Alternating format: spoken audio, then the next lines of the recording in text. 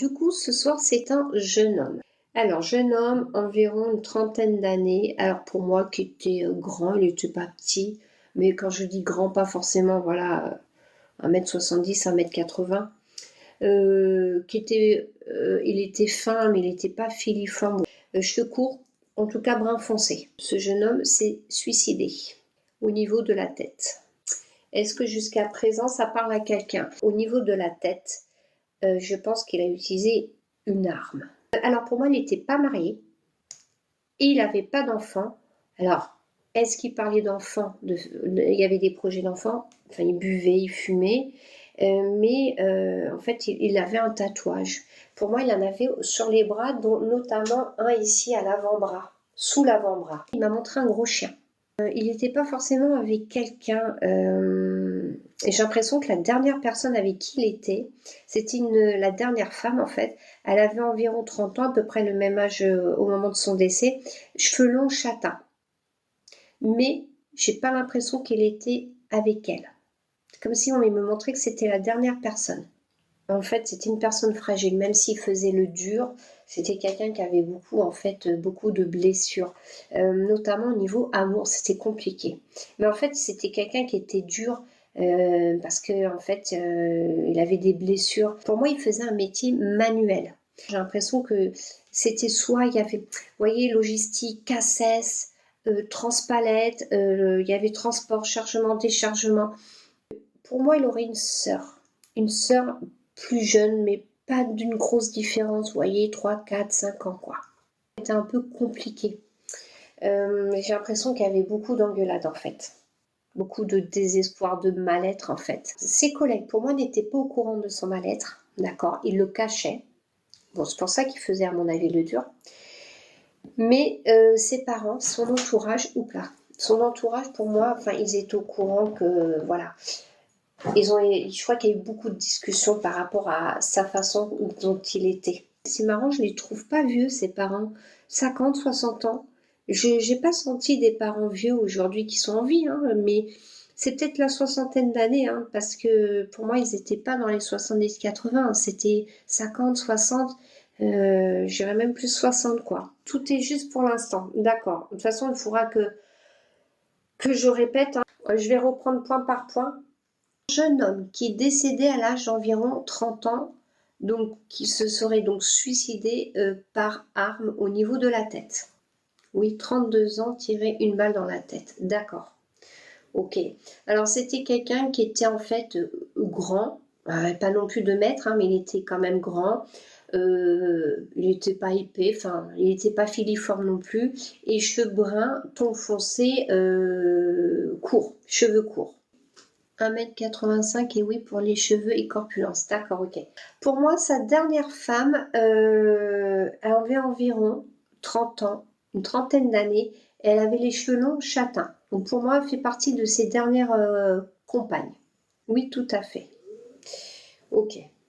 Donc pour moi, il n'était pas marié et il n'avait pas d'enfant, ou alors c'était des discussions qu'il a eues quand il était en couple.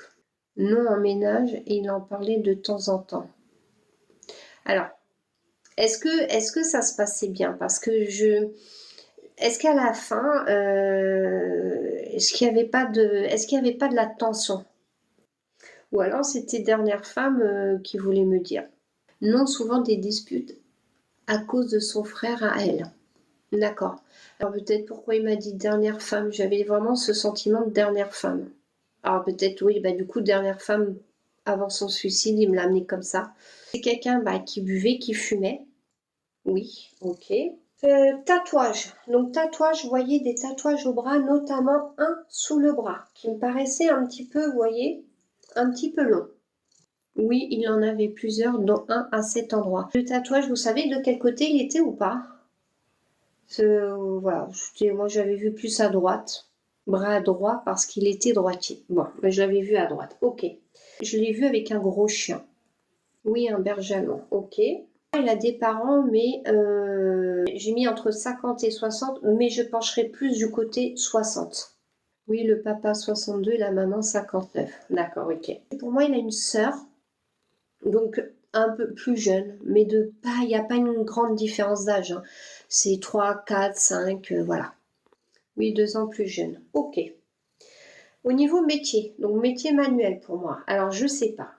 J'ai l'impression qu'il utilisait une machine. Pour moi, c'est le... Alors, je sais pas comment c'est charisme. Enfin, charisme, mais je sais pas, j'ai vu dans un entrepôt, il y a une histoire de palettes, de transport, de gros colis.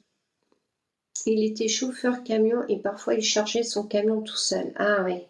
Donc en amour, voilà, j'ai dit que c'était compliqué, voilà, il y avait des engueulades. J'ai l'impression que c'est quelqu'un qui faisait qui faisait le dur, mais qui avait une fragilité. Pour moi, les collègues n'étaient pas au courant de cette fragilité, d'accord?